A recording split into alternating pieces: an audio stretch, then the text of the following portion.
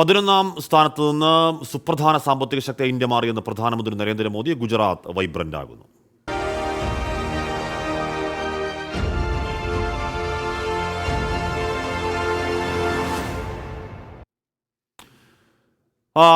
ലോക സുസ്ഥിരതയുടെ ഏറ്റവും പ്രധാന നെടുന്തൂണാണ് ഇന്ത്യയെന്നും വൈബ്രന്റ് ഗുജറാത്ത് ഉച്ചകോടി ഉദ്ഘാടന ചടങ്ങിൽ പ്രധാനമന്ത്രി പറഞ്ഞു.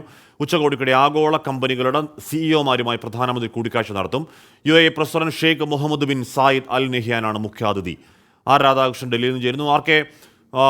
UAE ഭരണാധികാരിയുമായ റോഡ് ഷോ അടക്കം ഒരു വലിയ ഇവൻ്റാക്കി മാറ്റുന്നുണ്ട് വൈബ്രന്റ് ഗുജറാത്തിൻ്റെ പരിപാടി ഇക്കുറി.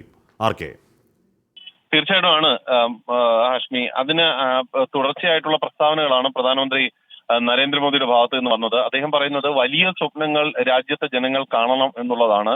അങ്ങനെ വലിയ സ്വപ്നങ്ങൾ രാജ്യത്തെ ജനങ്ങൾ കാണുമ്പോൾ അതിനനുസരിച്ച് മോദിയുടെ സങ്കല്പവും വികസിക്കും എന്ന് പറയുന്നു. അങ്ങനെ വേണം രാജ്യം കൂടുതൽ വലിയ രീതിയിൽ വികസിതമായി മാറാനായിട്ട്. 11ാം സ്ഥാനത്ത് നിന്ന് 3ാം സാമ്പത്തിക ശക്തിയായിട്ട് ഇന്ത്യ മാറാൻ തയ്യാറെടുക്കുകയാണ്. ഇന്ത്യ കേവലം ഇന്ത്യയുടേതായിട്ടുള്ള നേട്ടം മാത്രമല്ല, ലോകത്തിന്റെ നന്മയാണ് ഇതുവഴി ലക്ഷ്യമിടുന്നത് എന്നും അദ്ദേഹം പറഞ്ഞു. ഈ ഉച്ചകോടി ഇപ്പോൾ ആരംഭിച്ചിരിക്കുകയാണ്. വിവിധ സിഇഒമാരുമായിട്ട് പ്രധാനമന്ത്രി ചർച്ച നടത്തും.